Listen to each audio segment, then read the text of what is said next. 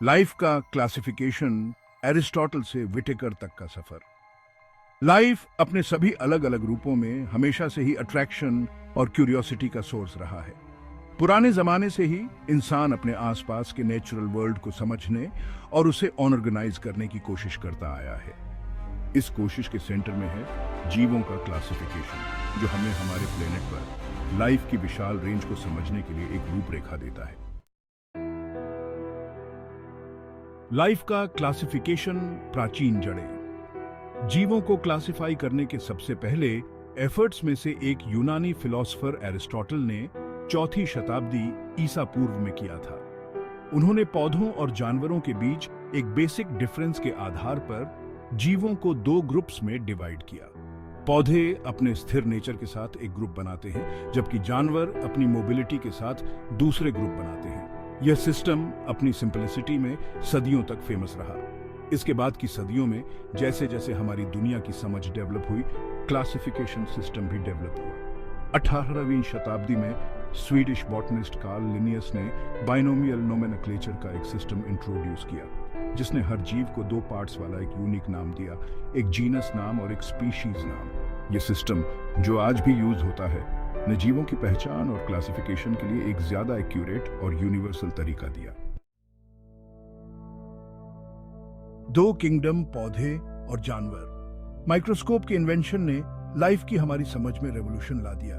इसने हमें ऐसी दुनिया में एक झलक दी जो नंगी आंखों से नहीं दिखती थी। एक माइक्रोस्कोपिक ऑर्गेनिज्म्स से भरी दुनिया, जिसने पौधों और जानवरों के बीच की लाइंस को ब्लर कर दिया। इन नई डिस्कवरीज को एडजस्ट करने के लिए, जीवों को क्लासिफाई करने के लिए नए सिस्टम्स डेवलप किए गए।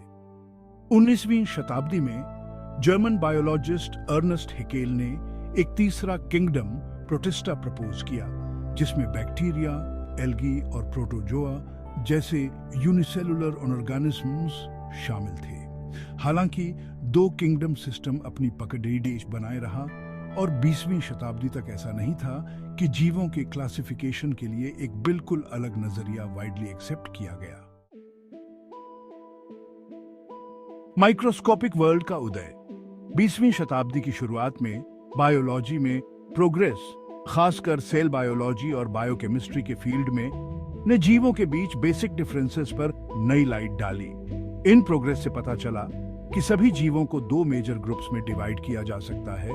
प्रोकैरियोट्स, जिनमें मेम्ब्रेन बाउंड न्यूक्लियस और दूसरे ऑर्गेनेल्स की कमी होती है, और यूकेरियोट्स, जिनमें एक वेल डिफाइंड न्यूक्लियस और ऑर्गेनेल्स होते हैं। ये समझना कि प्रोकैरियोट्स और यूकेरियोट्स के बीच का डिफरेंस जीवों के बीच बाकी सब डिफरेंसेस से कहीं ज्यादा डीप था, ने क्लासिफिकेशन सिस्टम्स में बदलाव की जरूरत पैदा की।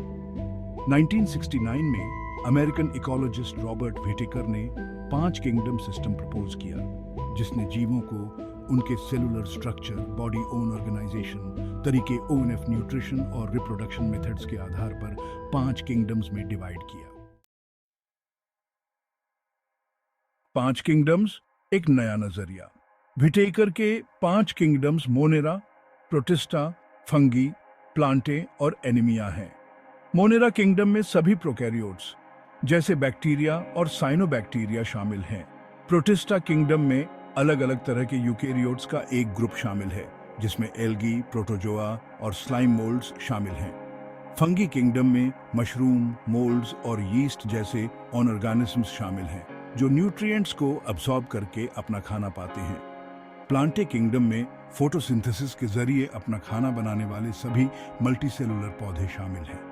एनीमिया किंगडम में सभी मल्टीसेलुलर जानवर शामिल हैं, जो दूसरे जीवों को खाकर अपना खाना पाते हैं। 5 किंगडम सिस्टम को वाइडली एक्सेप्ट किया गया, और यह जीवों के क्लासिफिकेशन के लिए एक यूजफुल रूपरेखा बन गया। यह सिस्टम हमें लाइफ की डाइवर्सिटी को समझने, जीवों के बीच इवोल्यूशनरी रिलेशनशिप्स की कद्र करने और अपने प्लेनेट पर लाइफ की हिस्ट्री का पता लगाने की परमिशन देता है। Monera, prokaryotic world. Monera kingdom life का बेस बनाता है। ये यूनिसेलुलर प्रोकैरियोटिक ऑर्गेनिजम्स सभी हैबिटेट्स में मौजूद पृथ्वी पर सबसे ज्यादा और डाइवर्स लाइफ फॉर्म है। ये सबसे एक्सट्रीम एनवायरनमेंट से लेकर हमारे अपने शरीर तक हर जगह पाए जा सकते हैं। बैक्टीरिया, मोनेरा किंगडम का एक बड़िरढ़ा ग्रुप, कई तरह के शेप और साइज दिखाते हैं। कुछ राउंड होते हैं, कुछ रॉड शेप्ड होते हैं और कुछ स्पाइरल होते हैं। वे न्यूट्रिशन की एक वाइड रेंज दिखाते हैं। कुछ फोटोसिंथेसिस के जरिए अपना खाना बनाते हैं, जबकि दूसरे अनऑर्गेनिक मैटर को ब्रेक डाउन करते हैं। बैक्टीरिया न्यूट्रिएंट्स के साइक्लिंग में इंपॉर्टेंट रोल प्ले करते हैं। अनऑर्गेनिक मैटर को ब्रेक डाउन करते हैं और मिट्टी में न्यूट्रिएंट्स रिलीज करते हैं।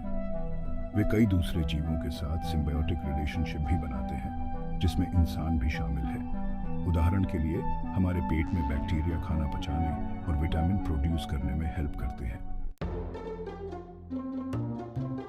प्रोटिस्टा डाइवर्सिटी का किंगडम।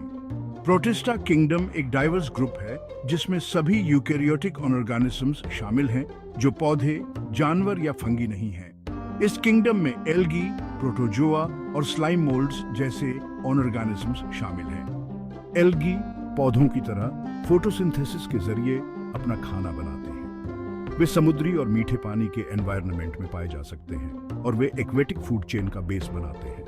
प्रोटोजोआ यूनिसेलुलर ऑर्गेनिजम्स हैं जो दूसरे जीवों या अनऑर्गेनिक मैटर को खाकर अपना खाना पाते हैं।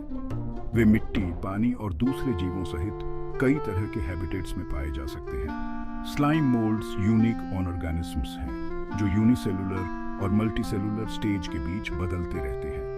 वे सड्डे डरते हुए अनऑर्गेनिक मैटर को खाते हैं और न्यूट्रिएंट्स के साइक्लिंग में रोल प्ले करते हैं। प्रोटिस्टा किंगडम लाइफ की डाइवर्सिटी का एक सबूत है जो यूकेरियोटिक ऑर्गेनिजम्स की एक वाइड रेंज दिखाता है। Fungi nutrient recyclers. Fungi kingdom में मशरूम, मोल्ड्स और यीस्ट जैसे ऑर्गेनिजम्स शामिल हैं। ये ऑर्गेनिजम्स हेटेरोट्रॉफ्स हैं, जिसका मतलब है कि वे दूसरे जीवों या अनऑर्गेनिक मैटर को खाकर अपना खाना पाते हैं। फंगी का न्यूट्रिएंट्स के साइक्लिंग में इंपॉर्टेंट रोल होता है। वे अनऑर्गेनिक मैटर को ब्रेक डाउन करते हैं, मिट्टी में न्यूट्रिएंट्स रिलीज करते हैं जो पौधों द्वारा यूज किए जा सकते हैं। फंगी पौधों के साथ सिम्बायोटिक रिलेशनशिप भी बनाते हैं, मिट्टी से न्यूट्रिएंट्स को अब्सॉर्ब करने में उनकी हेल्प करते हैं। कुछ फंगी जैसे कि मशरूम खाने का सोर्स हैं, जबकि दूसरे जैसे मोल्ड्स खाना खराब कर सकते हैं और बीमारी का कारण बन सकते हैं। यीस्ट का यूज ब्रेड बनाने और अल्कोहलिक ड्रिंक्स के प्रोडक्शन में किया जाता है। फंगी किंगडम लाइफ के वेब में एक जरूरी कंपोनेंट है जो इकोसिस्टम के हेल्थ को मेंटेन करने में इंपॉर्टेंट रोल प्ले करता है। प्लांटे पृथ्वी के प्रोड्यूसर्स। प्लांटे किंगडम में फोटोसिंथेसिस के जरिए अपना खाना बनाने वाले सभी मल्टीसेलुलर पौधे शामिल हैं। पौधे टेरेस्ट्रियल इकोसिस्टम्स का बेस है जो ज्यादातर टेरेस्ट्रियल जानवरों को खाना और ऑक्सीजन देते हैं।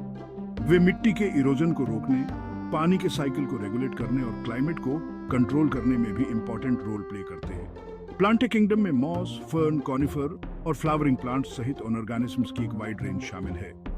पौधों ने अलग अलग हैबिटेट्स के हिसाब से अडेप्ट होने के लिए कई तरह के अडेप्टेशन डेवलप किए हैं, सूखे रेगिस्तान से लेकर हरे भरे रेन फॉरेस्ट तक। वे इंसानों के लिए भी एक जरूरी रिसोर्स है जो हमें खाना, दवा, कंस्ट्रक्शन मटेरियल और कई दूसरे प्रोडक्ट्स देते हैं।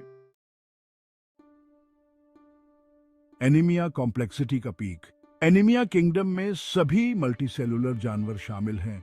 जानवर हेटेरोट्रॉफ्स हैं, जिसका मतलब है कि वे दूसरे जीवों को खाकर अपना खाना पाते हैं। वे मूवमेंट, सेंसरी परसेप्शन और बिहेवियर में सक्षम हैं। Anaemia kingdom sponge, worms, mollusc, arthropods, vertebrates और कई दूसरे सहित ऑर्गेनिजम्स की एक अविश्वसनीय डाइवर्सिटी को शामिल करता है। जानवर टेरेस्ट्रियल और एक्वेटिक इकोसिस्टम्स दोनों में इंपॉर्टेंट रोल प्ले करते हैं। वे सीड डिस्पर्सल, पॉलिनेशन और पॉपुलेशन कंट्रोल में शामिल हैं। इंसान एनीमिया किंगडम के मेंबर प्लेनेट पर लाइफ को शेप देने में डीप इम्पैक्ट डालते हैं।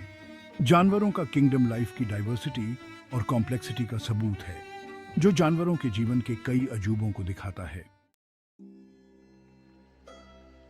क्लासिफिकेशन का इंपॉर्टेंस।